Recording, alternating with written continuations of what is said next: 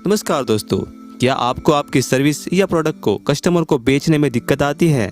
क्या आप कस्टमर को आपकी प्रोडक्ट खरीदने के लिए कन्विंस नहीं कर पाते हो? क्या आप खुद के दुकान के प्रोडक्ट को आसानी से बेचने की पावरफुल टेक्निक सीखना चाहते हो?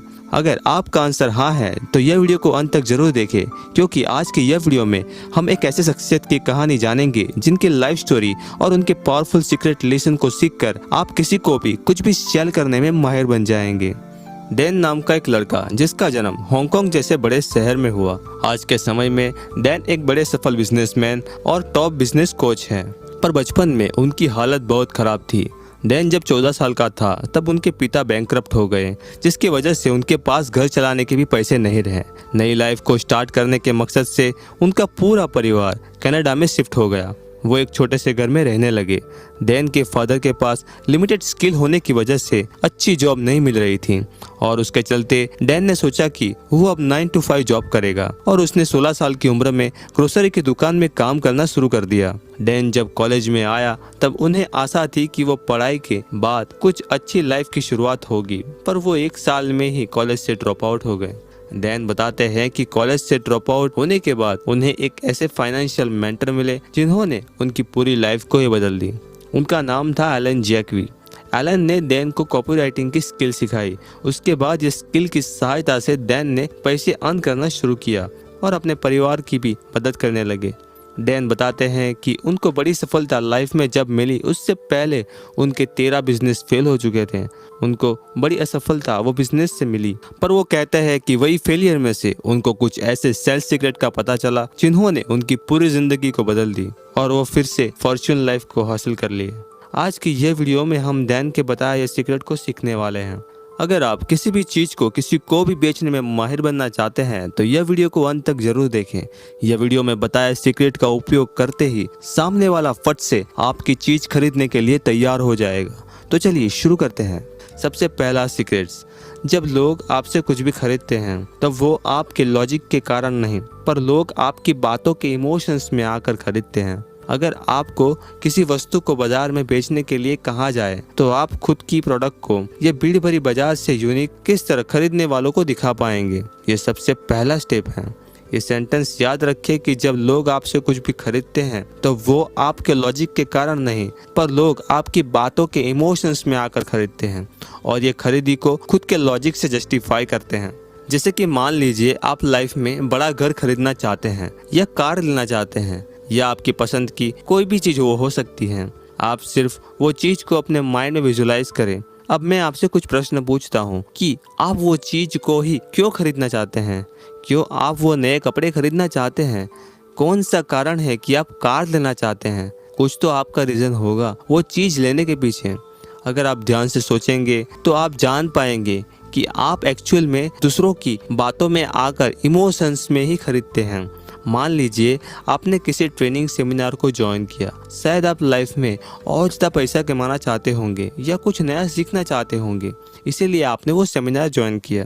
कुछ महंगी चीज़ आप शायद इसीलिए खरीदना चाहते होंगे क्योंकि आपके आसपास के लोगों के सामने शर्मिंदगी का सामना ना करना पड़े, या दूसरों की देखा देखी में आप वो खरीदी कर रहे हो, या आपको डर होगा कि अगर मैं वो नहीं खरीदूंगा तो कल शायद वो सेल ख़त्म हो जाए तो फिर मुझे सस्ते दाम में वो प्रोडक्ट फिर नहीं मिल पाएगा।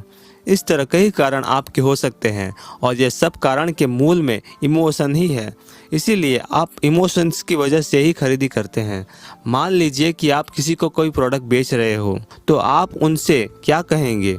क्या आप सिर्फ उनको वो प्रोडक्ट के फीचर्स ही गिनाएंगे या आप कस्टमर के इमोशंस को ट्रिगर करेंगे? कमेंट में ज़रूर बताइए। आगे हम डिटेल्स में जानेंगे कि किस तरह से कस्टमर के इमोशंस को ट्रिगर किया जाता है और कस्टमर ना चाहते भी आपसे वो प्रोडक्ट खरीद लेगा। डैन बताते हैं कि एक बार वो हैरी रॉनसन, जो कनाडा की सबसे बड़ी लग्जरियस रिटेल चेन है, वहाँ पर गए थे, जो कि वैंकूवर में एक बहुत ही प्रसिद्ध हाई एंड मेंसवेयर स्टोर है। मैं स्टोर में जाता हूँ और टॉम फोर्ड सेक्शन में चल रहा था। उसी पल वहाँ का सेल्समैन मुझसे बात करने आया और मुझे कहा, सर कुछ मदद की ज़रूरत हो तो आप मुझे कह सकते हैं, मैं आपकी मदद कर सकता हूँ। मैंने कहा, नहीं, मैं बस सिर्फ ये सूट को देख रहा हूँ। और उन्होंने कहा, मुझे एक तक दीजिए, कृपया आप ये सूट को पहन के देखिए, आपको अच्छा लगेगा। उस समय मेरे पास टॉम फोर्ड ब्रांड के सूट नहीं थे। वैसे तो मेरे पास बहुत सारे सूट हैं, लेकिन मेरे पास टॉम फोर्ड सूट ही नहीं थे। इसीलिए जब वो सेल्समैन ने मुझे वो पहनने के लिए कहा तो मैंने कहा ठीक है, और मैंने वो सूट को पहन कर देखने लगा। उसने कहा तो आपको कैसा लग रहा है सर? अगर यह आपको बहुत अच्छा लगता है तो ठीक है, ये दूसरे सूट को भी आप ट्राई कर सकते हैं। मैंने कहा ठीक है, दो मुझे, यह भी ट्राई करके देखता हूँ। तब उसने मुझे कहा ओह सर, यह बहुत अच्छा आप पे लग रहा है। वो सेल्समैन फिर बोला कि सर, क्या आप जेम्स बॉन्ड के फैन हैं? मैंने कहा भाई, जेम्स बॉन्ड के तो सब फैन हो गए ही ना, और मैं भी हूँ। वो सेल्समैन फिर बोला कि आप जानते हैं कि आपने ये जो सूट पहना है वो बिल्कुल सटीक सूट है, वैसा ही डिज़ाइन जैसा कि कैसीनो रॉयल्स में जेम्स बॉन्ड पहनता है जब वो कैसीनो में जुआ खेल रहा होता है। तब ये सूट उस पर बहुत अच्छा लग रहा था, और मैं आपको बताना चाहता हूँ कि मैंने वो सूट वो शोरूम से खरीद लिया। उसकी कीमत बहुत ज़्यादा थी, फिर भी मैंने वो खरीद लिया। कि आप जानते हो कि मैंने वो सूट क्यों खरीदा? क्योंकि मेरे पास उससे पहले भी कई सूट मेरे वार्डरोब में पड़े थे। उसकी वजह वो इमोशंस ही है। मैंने वो सेल्समैन से मेरे इमोशंस को ही खरीदा। जब मैंने वो सूट पहना मुझे अच्छा महसूस हो रहा था, क्योंकि वो सेल्समैन ने मुझे वो एक छोटी सी स्टोरी बताकर मुझे वो सूट के साथ कनेक्ट कर दिया था, जिससे मुझे लग रहा था कि यह तो मेरी पसंद का ही सूट है, मुझे उसे लेना ही चाहिए। कमेंट में आप भी जरूर बता सकते हैं कि अगर आपने भी इस तरह किसी चीज को खरीदा हो और वो व्यापारी या सेल्समैन ने आपको इमोशन से कनेक्ट किया हो। आपकी स्टोरी जरूर कमेंट में शेयर करें। आपको याद रखना है कि लोग सिर्फ इमोशंस को ही खरीदते हैं, और वो खरीदी को जस्टिफाई करने के लिए खुद के लॉजिकल माइंड का उपयोग करते हैं। यह प्रिंसिपल को बराबर समझ लें। इसीलिए कभी भी सिर्फ आपकी प्रोडक्ट को प्रमोट ना करें, ना सिर्फ आपकी सर्विस को ही बेचें, ना सिर्फ आपकी प्रोडक्ट के बेनिफिट्स और फीचर्स के बारे में बताएं, पर यह ख्याल रखिए कि वो प्रोडक्ट के साथ साथ आप कौन सा इमोशनल बटन कस्टमर में ट्रिगर कर रहे हैं। जब कस्टमर आपसे कुछ भी खरीदता है तो याद रखिए कि वो किसी प्रॉब्लम में है, और वो प्रॉब्लम के सॉल्यूशंस के लिए आपकी प्रोडक्ट ले रहा है। वो कस्टमर वो उनकी प्रॉब्लम को सॉल्व करना चाहता है। अगर उनके प्रॉब्लम को उनके इमोशंस के साथ ट्रिगर आप कर पाए तो आपकी प्रोडक्ट वो कस्टमर लेकर ही जाएगा, उसकी गारंटी है। सीक्रेट नंबर 2, लोग ड्रिल मशीन नहीं खरीदते, पर लोग दीवार में होल पाड़ना चाहते हैं। ऐसा क्या आपके पास है जिनका उपयोग कर आप उनकी समस्या हल करने में मदद कर सकते हैं?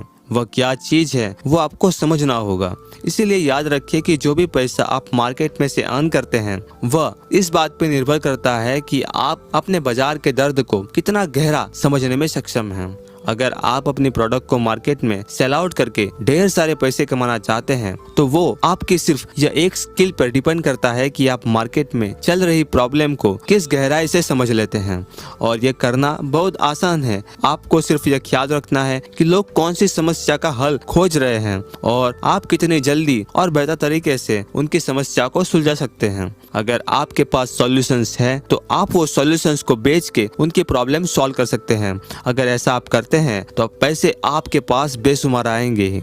सीक्रेट नंबर 3, लोग प्रोडक्ट या सर्विस की खरीदी नहीं करते, पर लोग आपकी कहीं स्टोरी की खरीदी करते हैं। ऐसा इसलिए क्योंकि उनके लिए मार्केट में कई सारे चॉइसेस हैं, फिर भी वो आपसे ही क्यों खरीदी करें। मार्केट में और भी दुकानें हैं जो आपके जैसे ही प्रोडक्ट सेल करती है। वो सब में आपकी प्रोडक्ट को स्टैंड आउट करवाना हो तो आप क्या करोगे? कैसे आपकी प्रोडक्ट को कस्टमर के सामने बेहतरीन बता पाओगे, वो ज़रूरी है।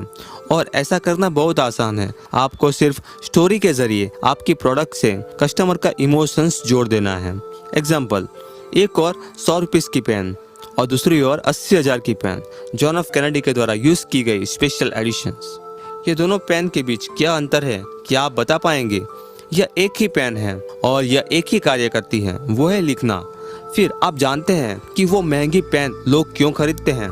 जब हम किसी प्रोडक्ट में कहानी को जोड़ते हैं, जैसे कि जॉन ऑफ कैनेडी से जुड़ी किसी स्टोरी को बताकर जब आप बताते हैं कि यह ब्रांड की पेन जॉन ऑफ कैनेडी भी उपयोग में लेते थे, तब यह पेन का मूल्य 10 गुना बढ़ जाता है, क्योंकि एक राष्ट्रपति की कहानी उनसे जुड़ी है। सिर्फ एक कहानी के कारण पेन का मूल्य बढ़ जाता है। वो महंगी पेन वही लिखती है जो 100 रुपीज़ की पेन से आप लिखते हो। अंतर सिर्फ वो कहानी और उनके मूल्य का है। इसीलिए हर पल याद रखिए कि कहानी हमेशा बिकती है। अगर ये वीडियो में बताया 3 सीक्रेट का उपयोग कर आपको अब यह पेन को सेल करने के लिए कहा जाए तो आप क्या करोगे? आपका आंसर कमेंट में ज़रूर करें। अगर ये वीडियो में बताए सीक्रेट्स का आप अपने बिजनेस में उपयोग करोगे तो मैं ज़रूर मानता हूँ कि आपको बिजनेस में बड़ी सफलता अवश्य मिलेगी। दोस्तों, अगर आपको ये वीडियो पसंद आया हो तो ये वीडियो को लाइक ज़रूर करें और आपके दोस्तों के साथ भी ये वीडियो को ज़रूर शेयर करें। Thanks for watching. जय हिंद, वंदे मातरम।